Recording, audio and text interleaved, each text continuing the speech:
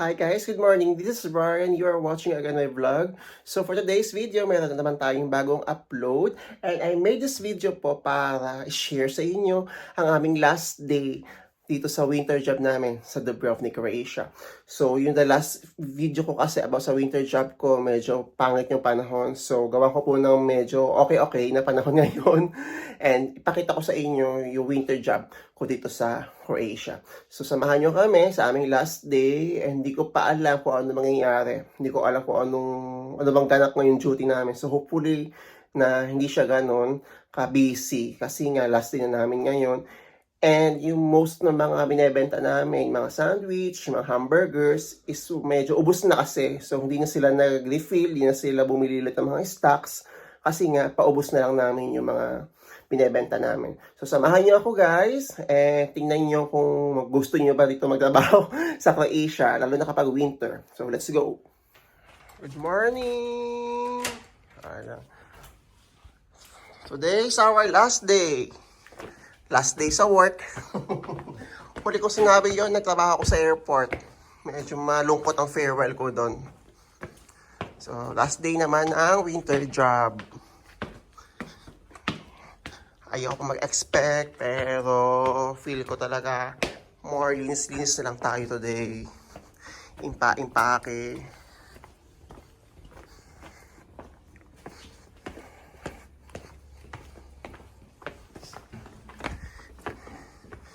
Labas kami ng Busha Gate. Magandang panahon ngayon. Alas 9 ang pasok namin. So,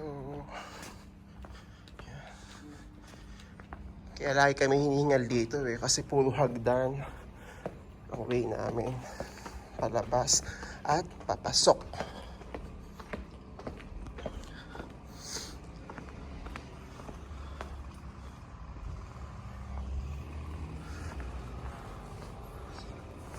So ito yung isa sa mga entrance ng Dubrovnik Old Town, Busha Gate niya tawag nila.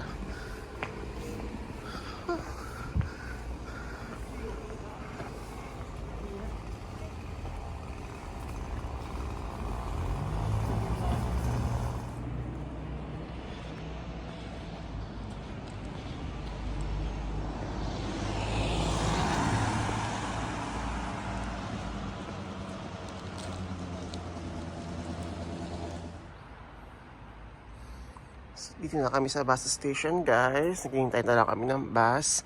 And yun nga pala, start na sila ng pagtanggap ng mga euro currency dito. So, January 1 pa lang, euro na yung ginagamit namin pera. Although meron pa rin naman gumagamit ng Croatian kuna.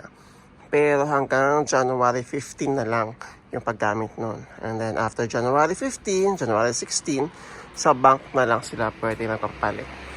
So, medyo nakakalito yung pera, lalo na yung mga bariya. Nalilito-lito pa kami gumamit. Pero masasanay din tayo dyan. So, bus fare namin ay nasa pagkano? 2.30. Ayun, each euro. So, in kuna, nasa ano siya, 18 kuna. Meron kami 5 euros. Yay!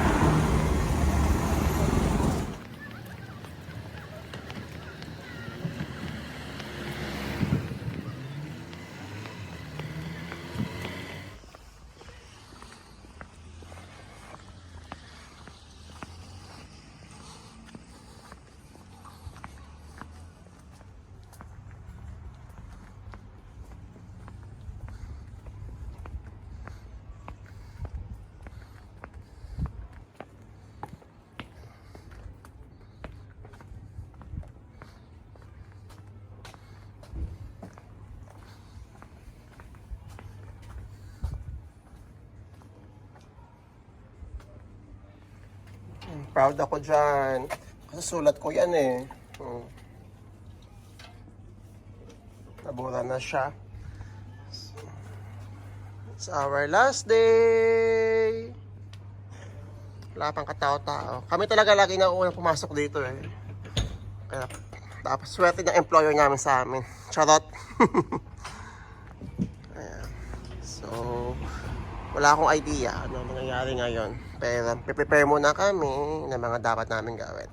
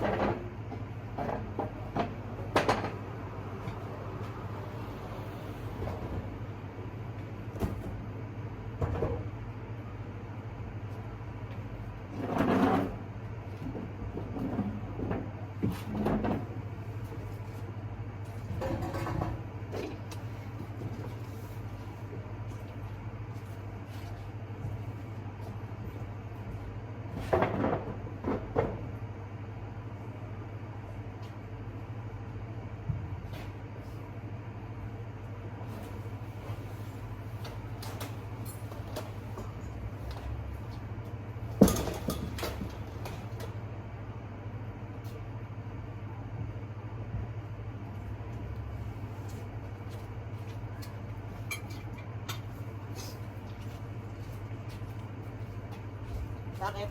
Wala lang.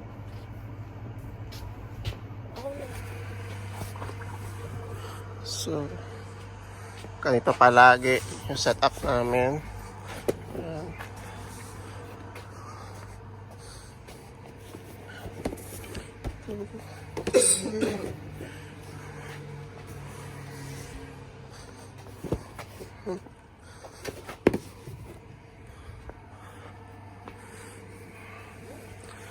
Wala pang katao-tao. Ay, nauna dito. Lagi naman kami nauna. Kahit maulan, kami lagi na unang pumasok.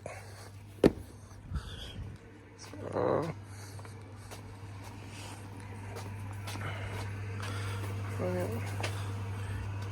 oops.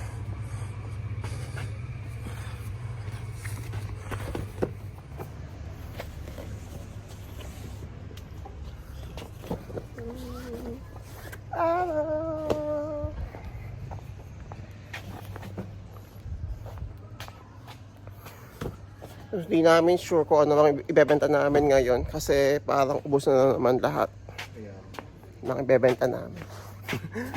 So, tambay-tambay na lang. Or baka maglinis-linis na lang kami ngayon.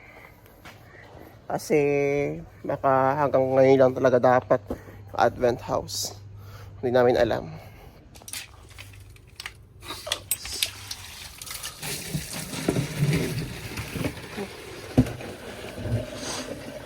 ganito ang buhay sa Croatia. Kung tingin mo okay yung buhay mo sa Pilipinas o sa Middle East, iba. Dito ibang-iba. Lahat dito kumakayod. Lahat dito nagbubuhat. Bata, matanda, babae man o lalaki. Pantay-pantay ang trabaho dito. Pero nakakapagod talaga. Ay, isang Advent house. Kuha pa tayo ng isa pa. Spit yogurt. Guys, you can 1 cup of yogurt.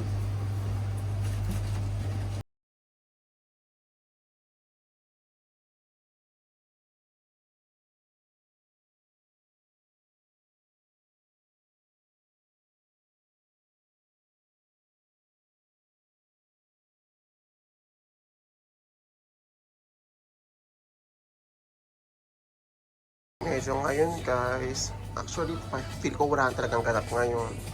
Kasi, ayun, nakapatay yung mga machines namin, wala ring tao dito. So, baka bukas para kami mag-i-impake dito.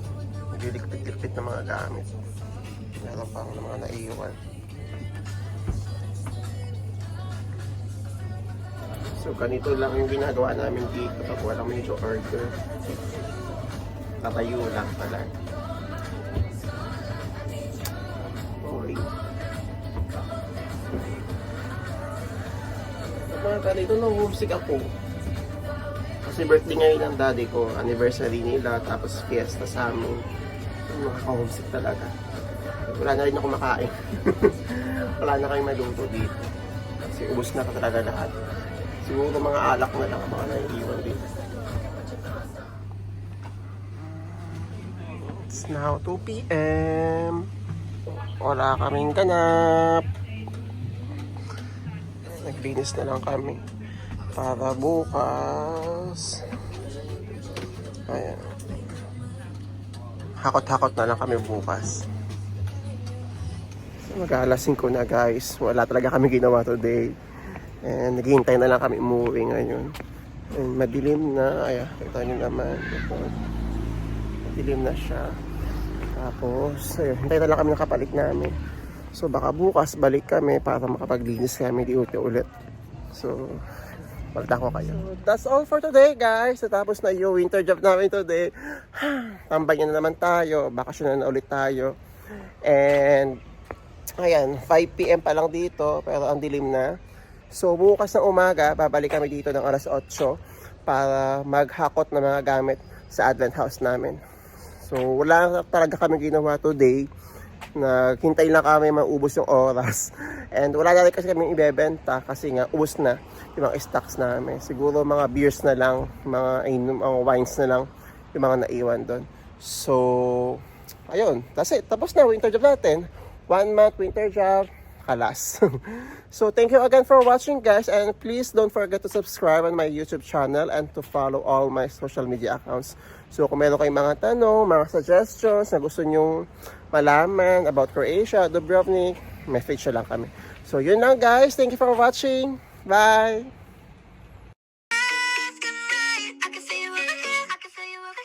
Take up every corner of my mind. Won't you come to me?